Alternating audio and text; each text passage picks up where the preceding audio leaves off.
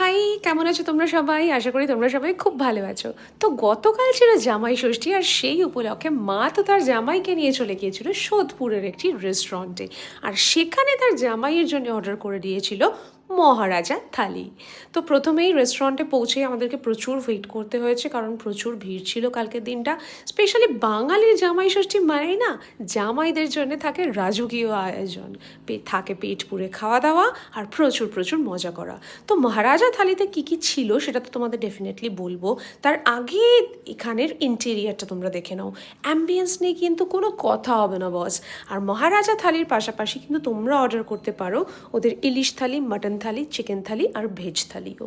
তো মহারাজা থালিতে ভাত, ডাল, আলু ভাজা, আরও অনেক রকমের তরকারি, চিকেন, মাটন, চিংড়ি, সাথে ছিল চাটনি, পাঁপড়। তো এখানে মজা টজা করে আমরা একটু ঘুরু ঘুরু করে চলে গেলাম সোজা বাড়ি। এই ছিল আজকে জামাই ষষ্ঠীর দিনটা। টাটা।